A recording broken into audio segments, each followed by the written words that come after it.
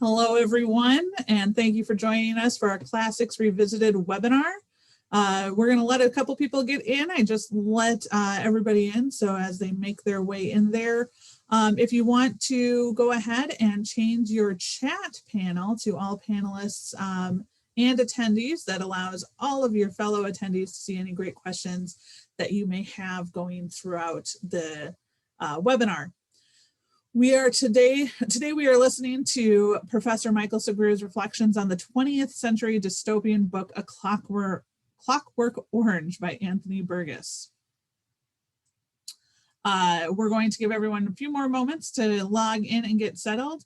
While we do that, please set that chat panel once again to making sure you're sharing with all attendees and panelists, and let us know where you're coming from today. We'd love to hear from you.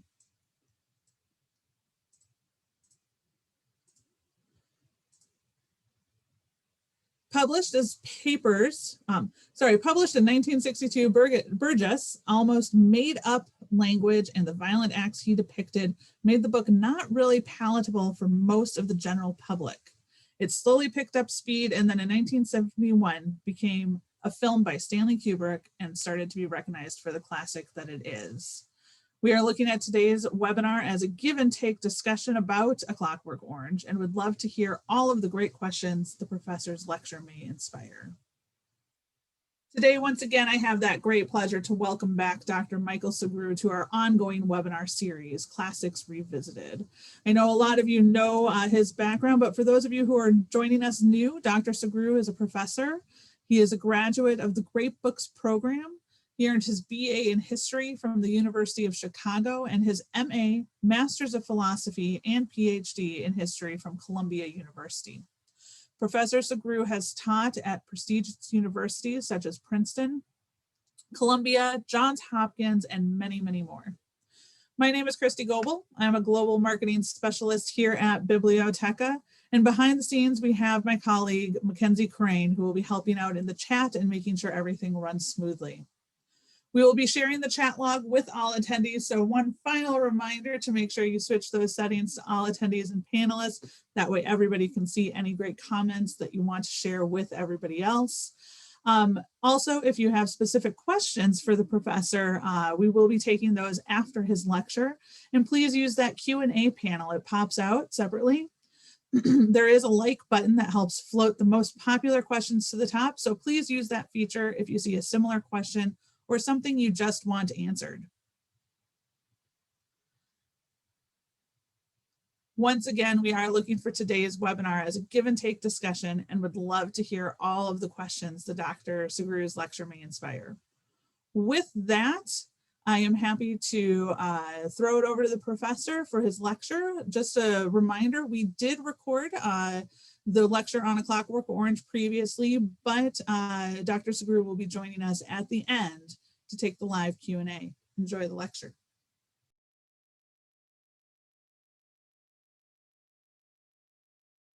Burgess's A Clockwork Orange is another of those great dystopian novels of post-World War II Europe. And it's a funny book on many levels. One of the funniest things about it is its actual coming into being. A Clockwork Orange is an accidentally great work of art. Now, you may have thought that nothing is accidentally great. That's actually not true. There are a few works that I'm inclined to think are. If you know, for example, the movie Casablanca, that's an accidentally great film. So wonderfully played, but you have to remember that when they were actually shooting that film, they hadn't figured out what the ending was going to be, and people did, and the actors did emotional response shots just of their faces without being told what emotion it is they were expressing. So it's possible for things to fall together just right. And that's what happened with A Clockwork Orange. Burgess said later on that it was insignificant to him. He wrote it in 3 weeks to earn a paycheck, in and out, very quick. It is almost accidentally a work of genius. Uh, it is a brilliant series of connected thoughts. Like Orwell, there's a focus on language, and it also is concerned with freedom and political order and totalitarian regimes. And A Clockwork Orange was published in 1962, and it is looking to the future, let's say the early 21st century, after a communist victory, which means that the English language has been powerfully adulterated by Russian in the same way and for the same reason that the Anglo-Saxon language was powerfully adulterated by French when the Norman invasion occurred. All right. And the hero of the novel is Alex. And we start to see Alex at the age of 15. Alex speaks Nadsat, which is Russian for teen. And what that means is he talks the teen lingo that only his group understand.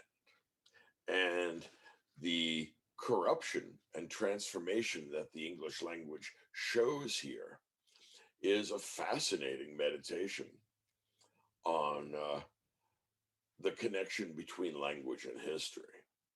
And so Burgess is doing brilliantly, splicing together English and Russian, and also in a couple of cases, German words, and connecting them by the way they sound as well as their meaning. That's point one. It's a very interesting meditation on the questions of language. Second important point is that Burgess's novel, in my view, is the greatest Christian novel of the 20th century. It's not usually seen that way, but I'm going to take the crack at it. Burgess was a Joyce scholar. And if you know Joyce's Portrait of the Artist as a young man, it's about a young artist's aesthetic liberation from religion and home and family, from his country and from his culture. And instead, at the end, he goes on to a different kind of life, the life of an artistic individual, an aesthete who is sensitive to all forms of beauty. Now, Burgess has heard a lot of very complimentary things about the hero of Joyce's novel, Stephen Dedalus. But Burgess is beginning to get, or at the time was getting rather tired of the saccharine glorification of this aesthetic hero. And he does a thought experiment. What if our aesthetic hero, instead of being kind of an introverted individual that decides to go to live on the continent and leave Ireland, what if he was a moral nightmare who liked ultra-violence? In other words, once the world gets reduced to a question of taste, some people may have a taste for books and other people may have a taste for rape and murder. If it really is a question of taste, well then, what's there to talk about? And this is what Alex actually says in the course of the novel. He says, look, I don't understand why people are always wondering why I do this. I do it because I like it. And he says, look, nobody ever asks why people do good stuff. Don't be silly. You're making a choice, and this is the choice I made. This is what I like. And Alex is a fascinating individual. He is aggressive. He is intelligent. He has leadership qualities. And he's also, at 15 years old, a highly developed aesthete. He has a great love, which is very peculiar for his time and place, of Beethoven. And he gets involved in a conflict with one of his droogs. Droogs are his friends, as again derived from Russian, um, over disrespect to Beethoven. And they have an argument, and it eventually leads to a fight um, about Alex's objections to his friend Dim's conduct. Um, this is actually drawn from a portion of Portrait of the Artist as a Young Man. It's the section where Heron and Stephen Dedalus have an argument about poetry, an argument about aesthetics, and it leads to a fight. And I believe that Alex in A Clockwork Orange is Heron from Portrait of the Artist as a Young Man, lifted right out. Now, we add to this to kind of season this character up. This is a very meta literary kind of work. To season it up, Alex is a Homeric hero. In other words, if you were laying siege to Troy and you had the choice, if you were drafting players for your side, and you had the choice between, say, the Buddha and Alex, you definitely choose Alex because he likes cutting people with a straight razor. He likes fighting and bloodletting. He likes murder and rape and destruction and the old ultraviolence. In other words, he is what was once viewed as being an excellent man. He's the kind of guy you want to have around if you're going to destroy the Trojans. Unfortunately, Alex is living in a socialist, totalitarian world. It's a nightmare. And he himself heroically rebels against this. In other words, he has many of the qualities of a romantic hero as well. He is striking out for freedom and liberty, and what counts as freedom is one of the main themes of the book. Now, it's also worth noting that the book, as it was put together by Joyce, or rather, as it was put together by Burgess, is saturated with biblical numerology because it's a Christian novel. In other words, it's a Christian retort to Portrait of the Artist as a Young Man. It was originally 3 sections.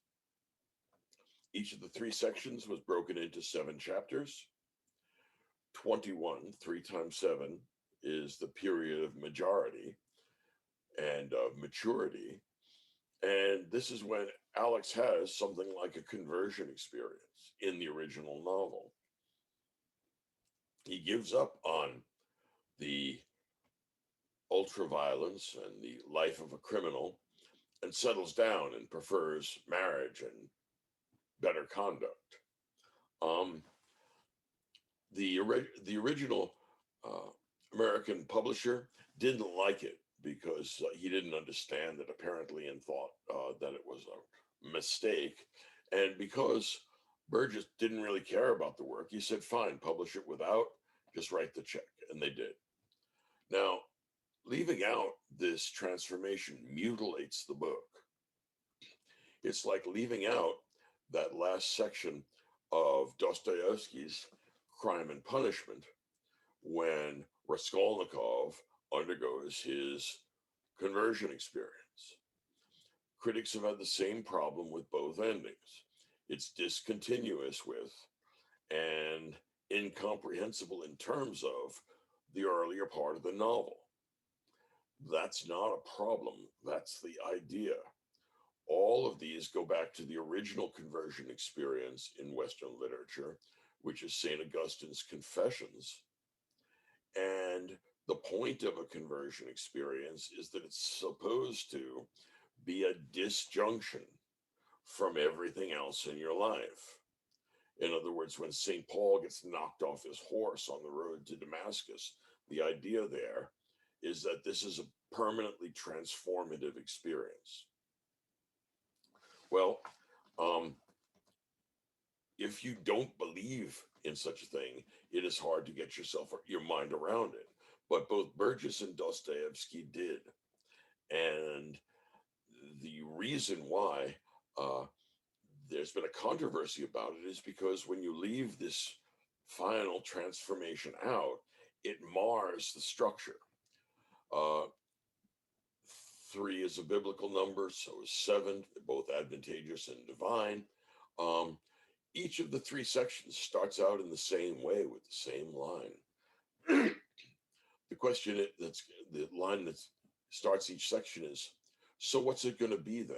A, what this is pointing to is 2 separate things. First, the Bible, where St. Peter is going to get asked 3 times whether he knows Jesus or not. And the question he's being asked also refers back to Kierkegaard's either or, whether you're going to choose the ethical life or the aesthetic life. Stephen Dedalus, in Joyce's novel, chooses the aesthetic life. So did Alex. Now, Burgess is pointing out that once you choose the aesthetic life, if your taste in aesthetics runs towards bloodletting and rape and destruction, as they say, there's no accounting for taste.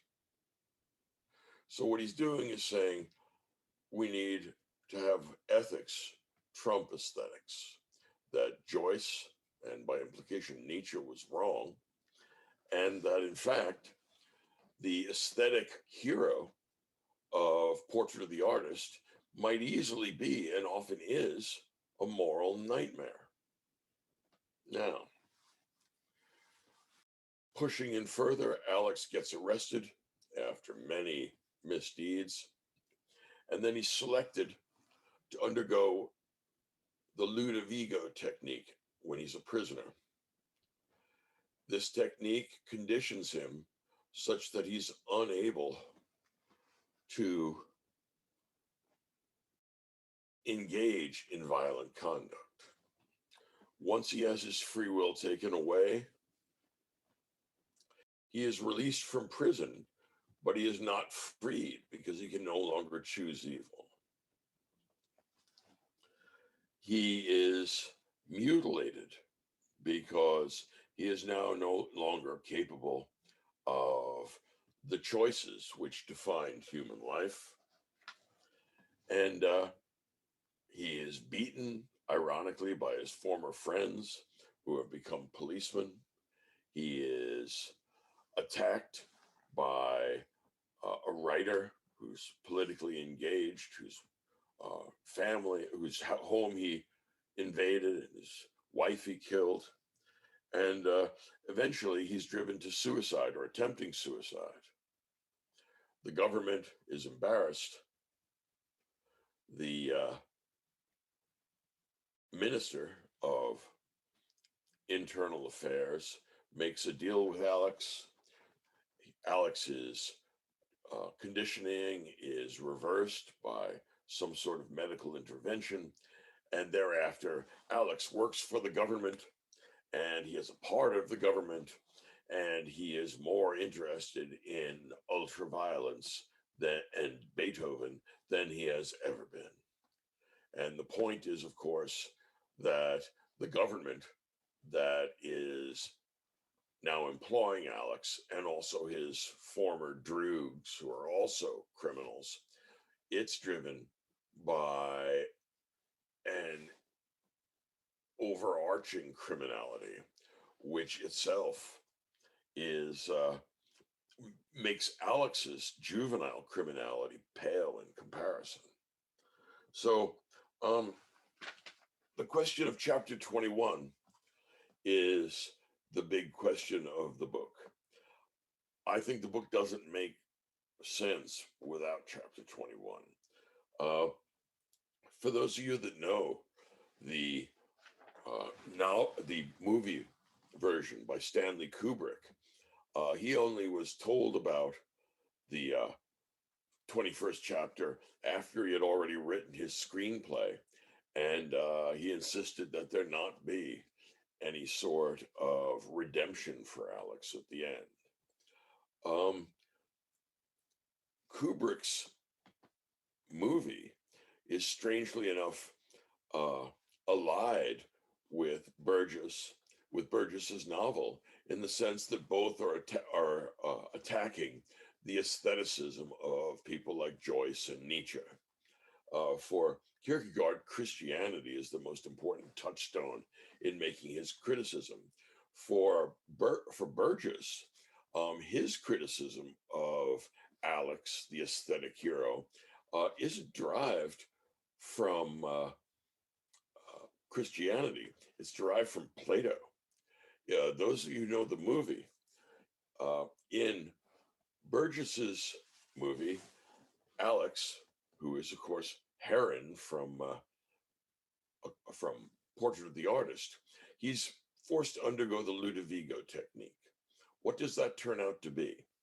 It turns out to be him sitting in a theater right up front with a gigantic screen showing murder and rape and genocide and torture and all kinds of horrors, while his body is clamped down and his eyes are kept lubricated by a technician giving him eye drops.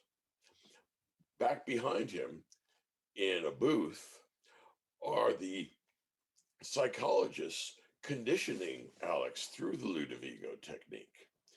And those of you who know Plato will know that what you're seeing there is the greatest modern representation of Plato's cave.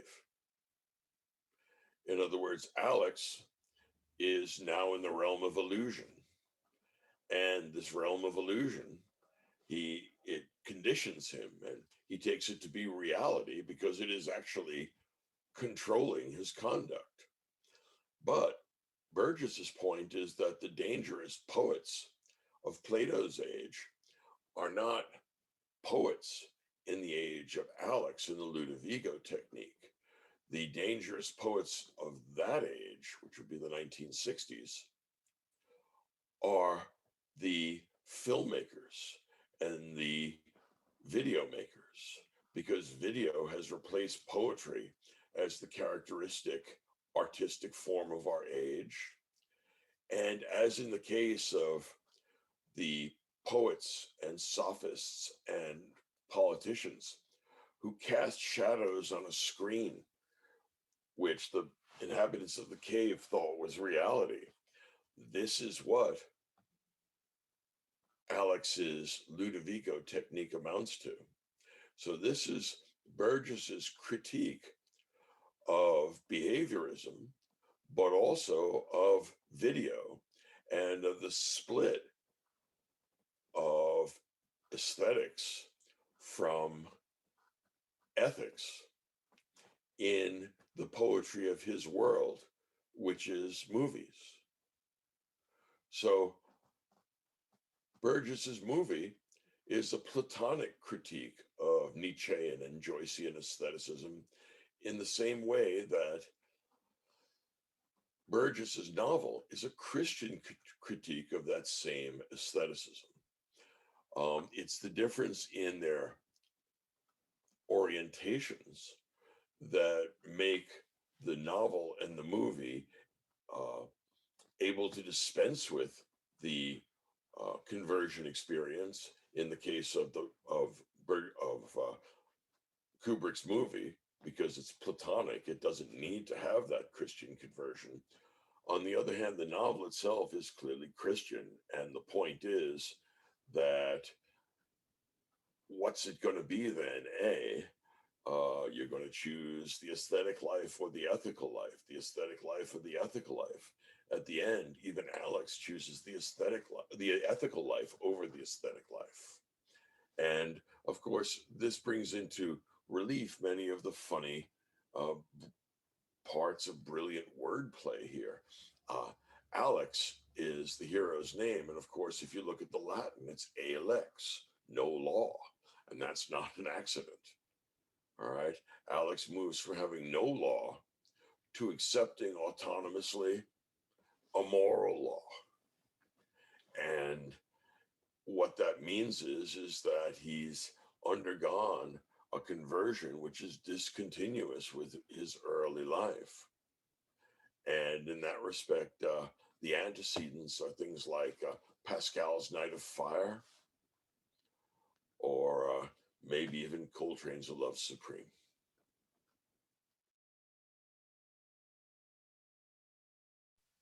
Thank you so much, Michael. If you want to bring up your video and turn your camera on, that would be great. Thank you. Welcome. Welcome. Appreciate that. Thank you to those who wrote in questions. I see one or two already in the Q&A panel. Feel free to put more in as we go through the discussion.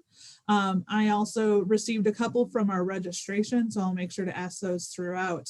But first of all, I have to say that this was one of those books that had always been recommended to me. It was definitely not in my typical genre, so I have to say I've never read it. And the past 3 or 4 weeks, I decided, you know what, let's do it. Let's read it. And you know, the first part and a half, just Burgess's language, the Nadspeak, the made up language, the made up slang, taken from, as you said in your lecture, from parts of Russian and German and British slang, was a very big challenge, because there were times that, like, I remember reading a paragraph out loud and realizing that all but maybe 3 words in that entire paragraph were words that were not defined to me. Luckily, by about halfway through the book, or not even quite halfway through, I started to pick up, like you, as you do in just a conversation with someone, you start to understand what those words mean. One of the registration questions we had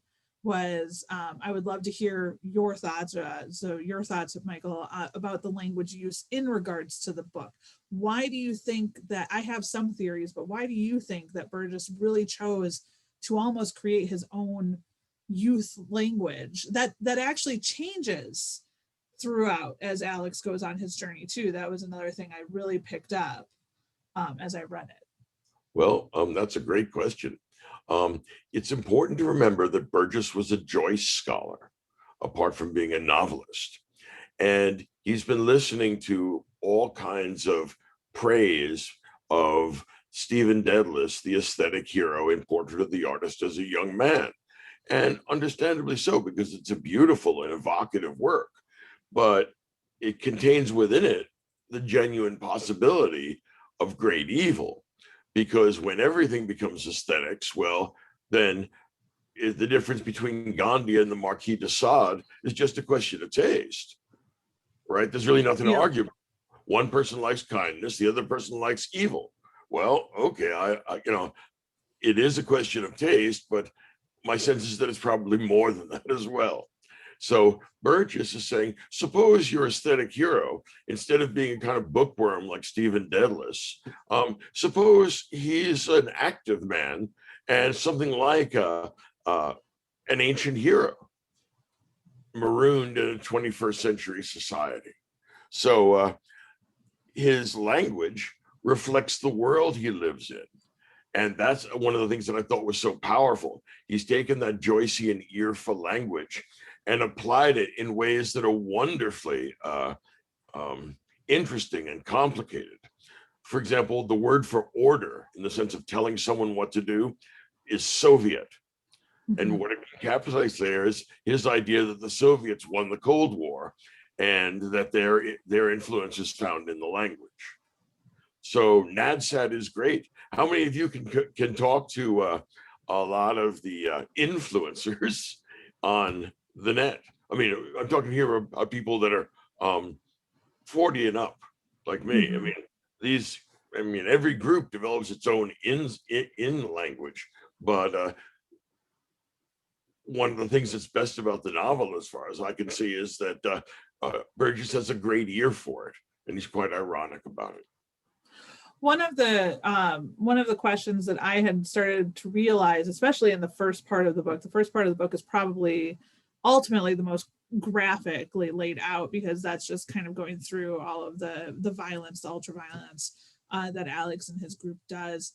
But it's so funny because with that made up language, with the style that Burgess uses, I think you and I chatted about this last week when we were chatting. I was wondering if it also helped with the censorship. Now, obviously, the innuendo and the impact is there. The idea is there. The visualizations are there once you get a hang of what's going on. I mean, you know what's going on, even though it's not written in what might have caught censorship at the time in 1962. I do know that it went on a banned book list for a while too in various locations. But can you speak to that particular part of it? It was banned. It was not because of the content. In other words, that domain of activity was largely opened up in the Ulysses case in 1934. So by 62, you could publish quite a bit and get away with it. Okay. That wasn't the problem. The problem was that when it opened up as a movie, the problem is that some kids identified with Alex and then engage in home invasions and destruction and mayhem and murder in copycat style.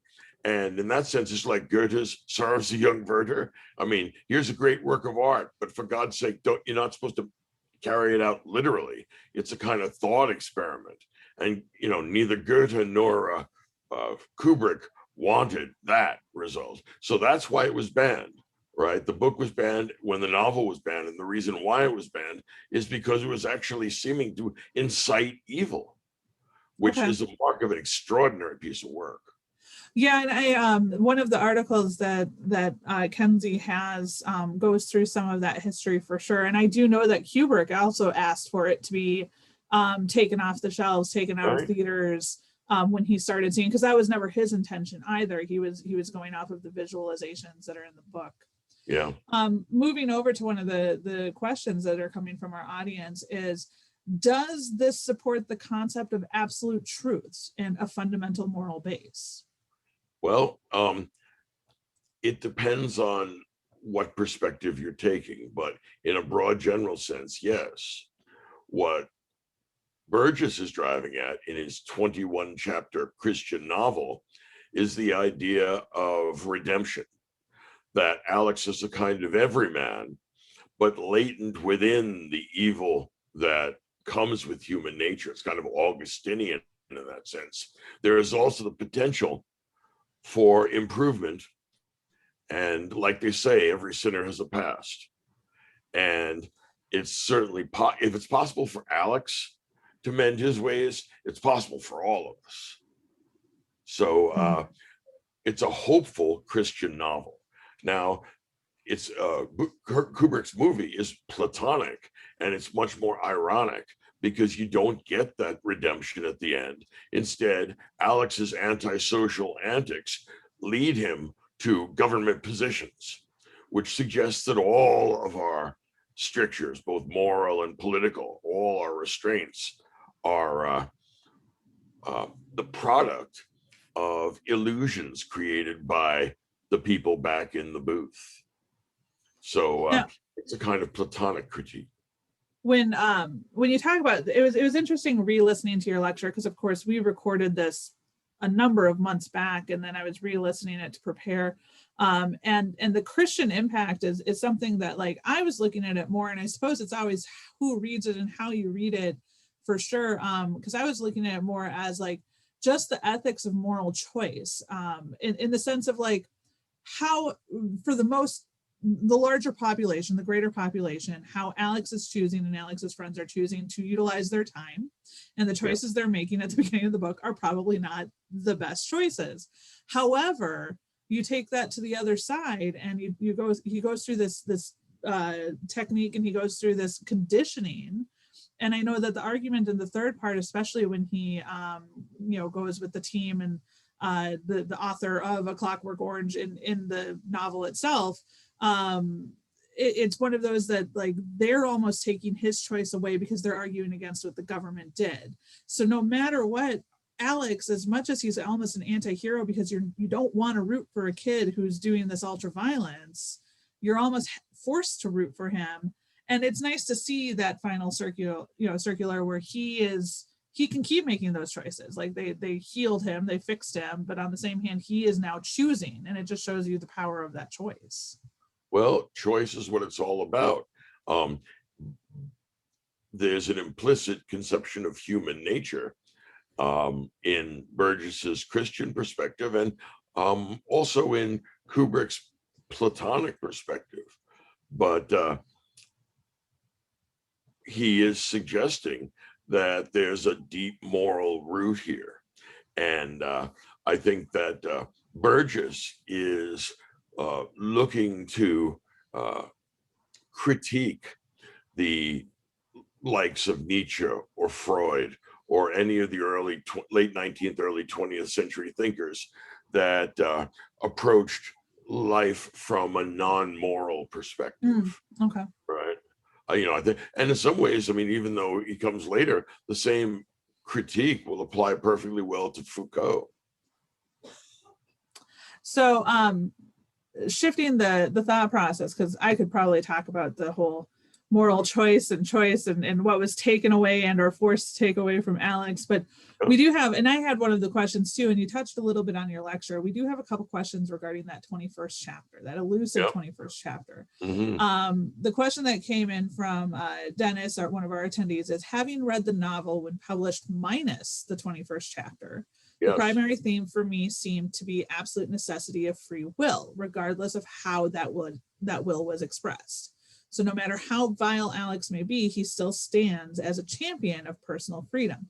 Do you feel this is a valid takeaway still? Regrettably, yes. In other words, nothing in life is free. I think that political liberty is very important, and that pulling the state out of most personal decisions is a good idea.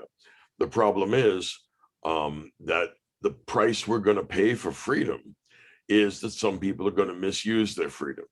If we ever create a system of arrangements where people can't misuse their freedom, they're not free anymore. So the problem is you have to take the whole package. Either you're going to be an automaton, in which case there's not going to be any real moral good or evil because nobody's making any choices, or you're going to be free, but you have to accept that some people, like Alex, as he puts it in the novel, buys from the other shop.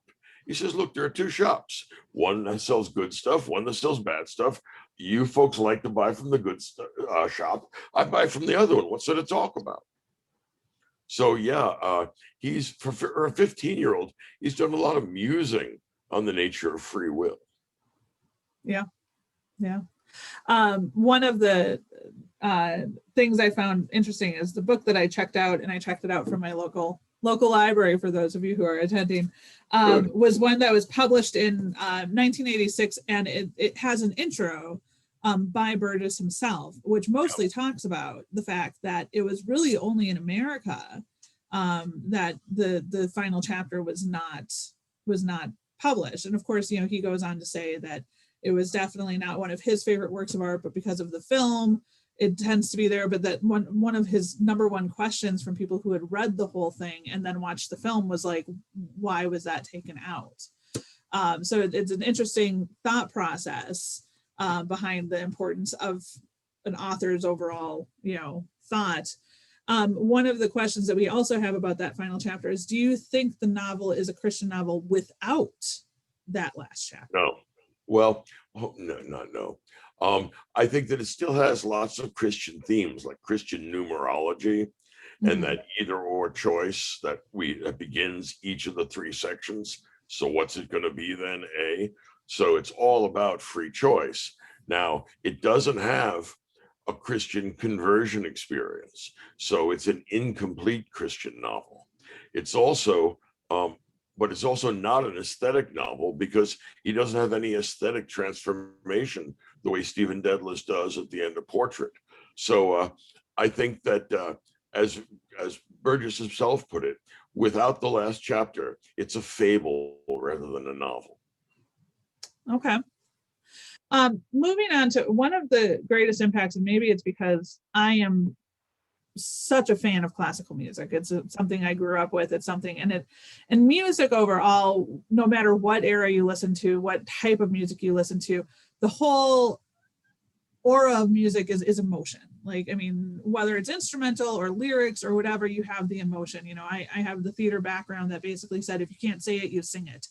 If you can't sing it, you dance it, because the music is what drives that emotion in there. Can you speak to a little bit of that relationship of music in the book? Because clearly music is very, very important to Alex. Yeah, Alex is not only an aesthetic man, he has shockingly good taste. I mean, here he is, 15 years old. Everyone else is listening to NADSAT pop music, and he likes the old Ludwig van. He's, this kid knows the good stuff when he sees it. Also notice in the course of the novel, not only does he love music, but he's also very fashion conscious. And he can actually point out specifics about fashion that I'm sure none of his droogs ever thought about. The fact that he takes things like Beethoven's Ode to Joy, that fourth movement of the Ninth Symphony, and imagines enormous evil is a testimony to the fact that, well, maybe art is incompletely moral, and that maybe art can have morally negative qualities or negative results, despite the fact that it may not have been intended so.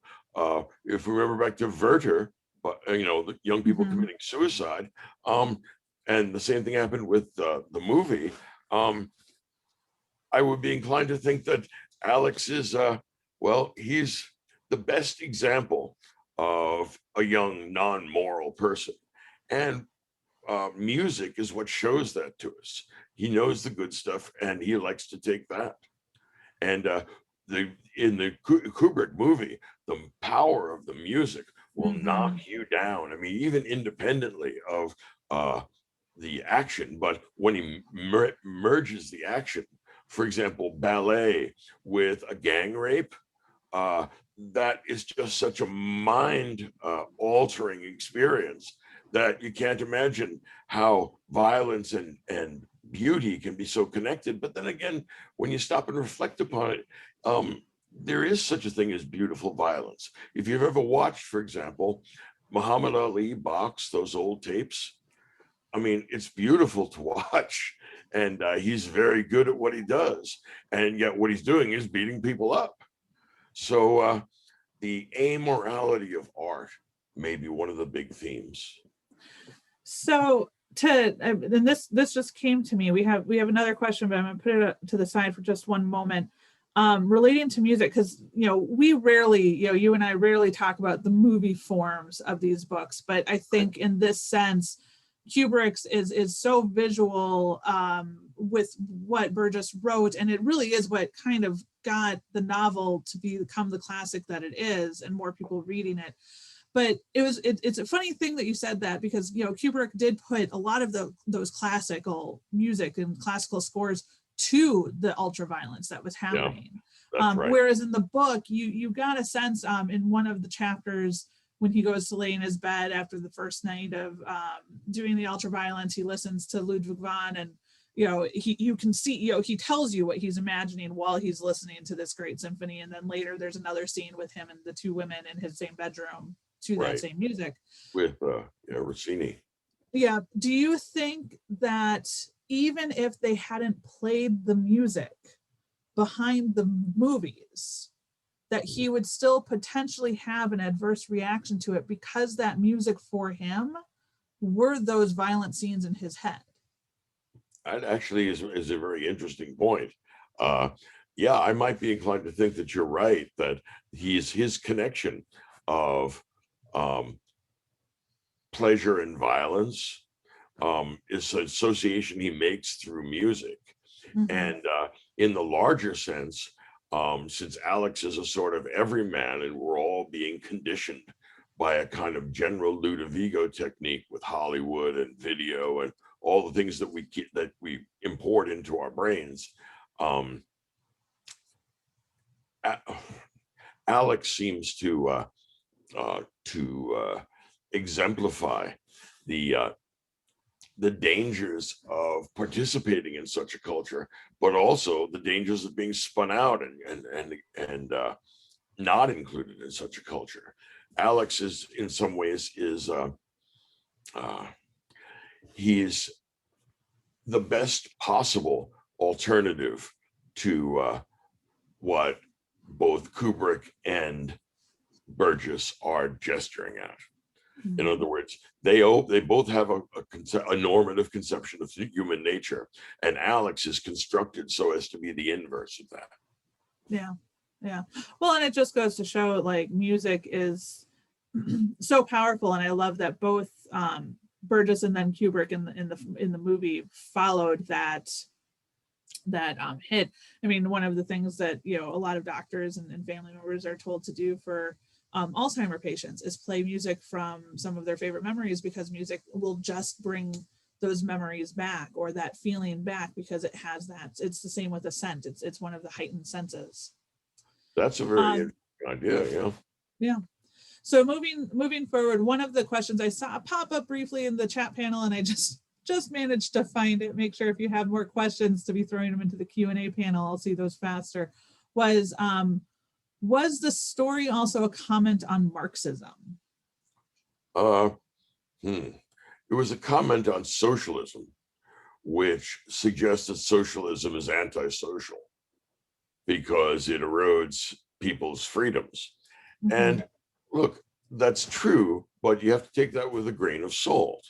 In other words, the problem with our political ideals, like equality in socialism or freedom for libertarians, is that there's no one such thing as a silver bullet that solves all our problems. Sometimes liberty is the first priority. Other times equality might be our first priority. Other times fraternity, liberty, equality, and fraternity, that might be a priority. The problem is you can't have all of them at the same time. Mm-hmm. And so there's always going to be a prioritization, and that's always going to be a question of judgment, not a question of fact. Okay. Another question that came in is, do you think the novel is a critique and warning of the dangers of socialism? You actually, I wish I had read the rest of the question before you had answered. In some ways, it seems that it could be the dangers of unlimited freedom and capitalism as well, but it seems to glorify it more than anything if you exclude the last chapter. Well, you're right. In other words, it is a criticism of socialism, but it's also a criticism of all totalizing ideologies. In other words, there's no one political philosophy that gets it completely right. Socialism seems to be the trajectory of the future in '62 when he's writing, because he thinks that the Russians are going to win the Cold War. But my sense is that Alex can pop up under any kind of regime. It could pop up among totalitarian fascists, among communists.